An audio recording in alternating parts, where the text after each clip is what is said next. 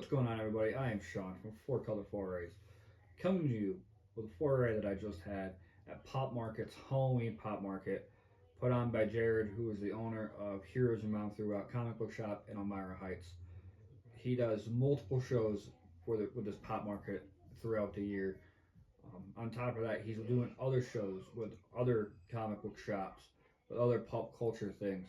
The dude has his fingers in the backbone of the comic community in the Twin Tiers, and he does an outstanding job. If there's a comic book show, a pop culture show, a geek show, anything related to that going on, you can guarantee this dude has had his fingers somewhere there, really building this community up. And he's an amazing guy, puts on good shows. I went to the one back in May for Free Comic Book Day. It wasn't that busy, which I get. Free Comic Book Day, a lot of the vendors, a lot of the comic book shops, they're going to be at their shops doing their own things for Free Comic Book Day. He decided to do that. It was a fun little show, and these pop markets always seem to be free. He never charges for you to go there, so you can go in. He had signings. I wish I could remember their names. It's the writer behind Toxic Avenger right now with the Ahoy Comics. I'm drawing a blank on his name, and I apologize for that. I'm not huge on signatures. I'm not a big signature collector, so I did not get anything signed from him. Just a heads up.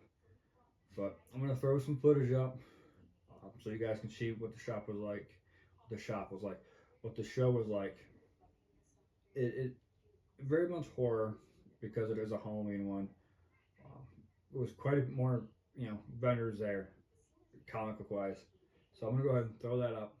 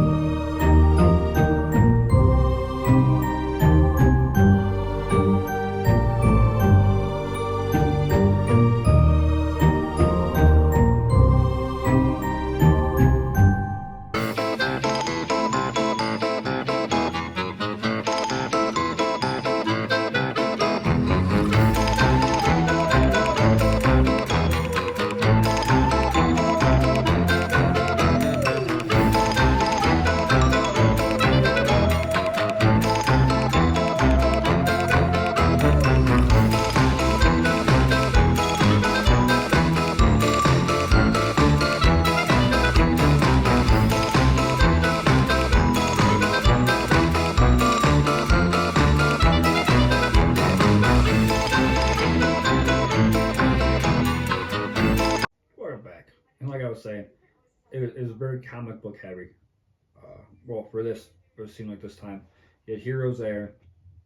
They were mostly just graphic novels from what I could see. He really does good deals, buy two get one free graphic novels. But there was a newer one there by the name of Hotwire, which I got some video of me flipping through some of his books. Haha.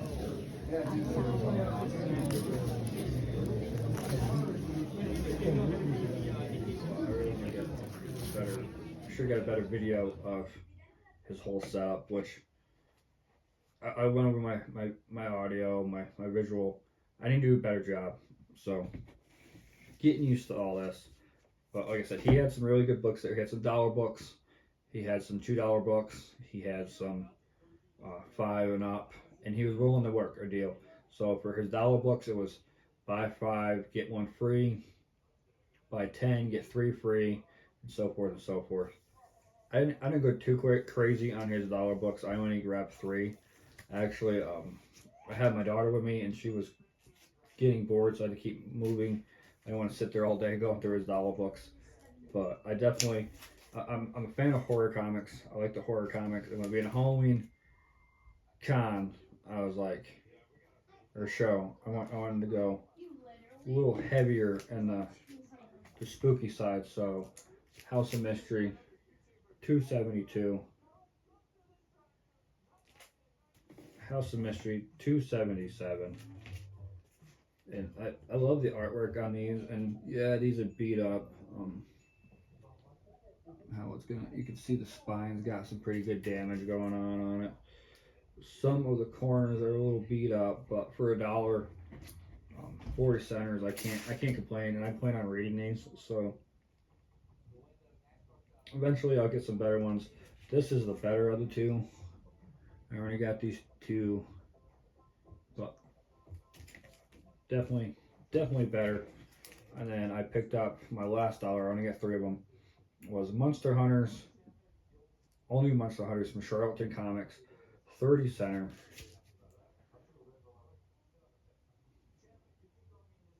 Again, beautiful looking book. A little more dulled colors, but I don't mind with it being a monster hunting one. A little beat up around the corners. I don't pick up too well on, but it's got a little bit of work to it. Looks like it was well read. I picked up two $2 books. I'll go with this one. I'm not usually a Wonder Woman reader. I'm not usually a Wonder Woman collector, and I didn't really get this for Wonder Woman. I'm a Joker fan, and I saw this, I couldn't pass it up. Who's laughing now with Joker and the gauntlets and the tiara? Wonder Woman 205. And then my second $2 book from him was one that I really didn't realize that these guys had a comic for him, but I should not be surprised. This came out in what, 94, I want to say. But it is Coneheads number 4. I saw this and I had to get it. I kept digging and digging. Like I said, I didn't finish his dollar boxes. Well, there wasn't any more in his $2 boxes. There may have been more in his dollar boxes, but I didn't see any. I dug through 3 or 4 of his dollar boxes. So, and I picked up, he said it was $5 at first. They gave me a deal. I only paid $4 for this. This is my first one out of this line. So I'm excited to start that. And this is the Tomb of Dracula number 23. I paid $4 for this, and it's a little beat up in the corners and on the spine, but it was the better ones. He had 3 or 4 issues there in the $5 and up box, and this was the better one. He did have 28 there, and he wanted a bit more, so I didn't get that. From what I could see on his social medias, he just started. He hasn't been doing it very long, but he has some really amazing books. He kept telling me, "Hey, take him out of the bag. Take him out of the bag. Look at him. You know, get a feel for him." I did pick up a New Mutants '98, and he had $10 listed on it. And I was really surprised by that. He told me, "Go ahead, open it up. It's the facsimile." So I put it back. I had no interest in facsimile. I could have picked it up. I decided not to.